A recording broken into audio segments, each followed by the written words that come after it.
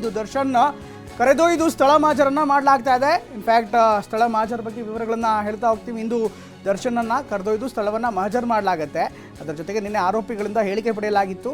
ಇಂದು ಎಲ್ಲಿ ಕೃತ್ಯ ಎಸಗಿದ್ದಾರೆ ಅಲ್ಲಿ ಸ್ಥಳದಲ್ಲಿ ಮಹಜರನ್ನು ಮಾಡ್ತಾರೆ. ಅದರಲ್ಲೂ RR ನಗರದ ಪಟ್ಟಣಗೆರೆ ಶೆಡ್ನಲ್ಲಿ ಮಹಜರ್ ಮಾಡಲಾಗುತ್ತೆ. ಯಾಕೆಂದರೆ ಅಲ್ಲೇ ಆ ವ್ಯಕ್ತಿ ರೇಣುಕಾಸ್ವಾಮಿನ ಕರ್ಕೊಂಡ್ಬಂದು ಅಲ್ಲಿ ಕೂಡಾಕಿ ತೊಂದರೆ ಕೊಡಲಾಗಿತ್ತು, ಟಾರ್ಚರ್ ಮಾಡಲಾಗಿತ್ತು. ಕೊಲೆ ಕೇಸ್ ಸಂಬಂಧ ನಿನ್ನೆ FSL ಮತ್ತು ಸೋಕೋ ಟೀಮ್ನಿಂದ ಸಾಕ್ಷ್ಯ ಕಲೆ ಹಾಕಲಾಗಿದೆ. ಇದರ ಜೊತೆಗೆ ದರ್ಶನ್, ಪವಿತ್ರ ಸೇರಿ ಆರೋಪಿಗಳಿಂದ ಸ್ಥಳ ಮಹಜರನ್ನು ಮಾಡ್ಲಾಗಿದೆ. ಪೊಲೀಸರನ್ನೆಲ್ಲ ಕರ್ಕೊಂಡು ಹೋಗ್ತಾರೆ. ಕರ್ಕೊಂಡು ಹೇಳ್ರಪ್ಪ ಏನು ಮಾಡಿದಿರಿ, ಅಲ್ಲಿ ಎಲ್ಲೆಲ್ಲಿ ಏನೇನು ಮಾಡಿದಿರಿ ಎಲ್ಲ ಬಾಯ್ಬಿಡಿ ಅಂತ ಅವರನ್ನು ಮುಂದೆ ನಿಲ್ಲಿಸ್ಕೊಂಡು ಸ್ಥಳ ಮಹಜರನ್ನು ಮಾಡ್ತಾರೆ.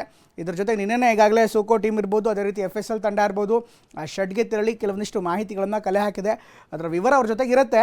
ಹಾಗೆಯೇ ಇವರನ್ನು ಹೇಳ್ಕೊಂಡೋಗಿ ಎಲ್ಲಿ ನಿಲ್ಲಿಸಿ ಏನೇನು ಮಾಡಿದಿರಿ, ಎಲ್ಲಿ ಘಟನೆ ಆಯಿತು ಅದರ ವಿವರವನ್ನು ಪಡೆದುಕೊಳ್ತಾರೆ. ಸ್ಥಳ ಮಹಜರ್ನಲ್ಲಿ ಏನೆಲ್ಲ ಮಾಡಲಾಗತ್ತೆ ಅನ್ನೋದನ್ನು ವಿವರವಾಗಿ ಹೇಳ್ತೀವಿ. ಆರೋಪಿಗಳಿಂದ ಕೃತ್ಯ ಎಸಗಿದ ಸ್ಥಳವನ್ನು ಗುರುತಿಸಲಾಗತ್ತೆ. ಮೊದಲನೇದಾಗಿ ಎಲ್ಲಿ ಏನು ತೊಂದರೆ ಕೊಟ್ಟಿದ್ದಾರೆ ಅಂತ ಎಲ್ಲ ಆರೋಪ ಇದೆ ಆ ಜಾಗಕ್ಕೆ ಕರ್ಕೊಂಡು ಹೋಗ್ತಾರೆ. ಕೃತ್ಯಕ್ಕೆ ಬಳಸುವಂಥ ಆಯುಧಗಳ ಬಗ್ಗೆ ಸಂಪೂರ್ಣವಾದಂಥ ಮಾಹಿತಿಯನ್ನು ಸಂಗ್ರಹಿಸ್ತಾರೆ.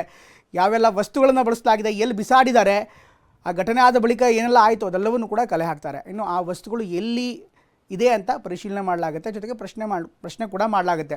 ಒಂದು ವೇಳೆ ಕೃತ್ಯಕ್ಕೆ ಬಳಸಿದ ವಸ್ತುಗಳು ಬೇರೆಡೆ ಬಿಸಾಡಿದರೆ ಅಲ್ಲೂ ಕೂಡ ಕರ್ಕೊಂಡು ಹೋಗಲಾಗುತ್ತೆ.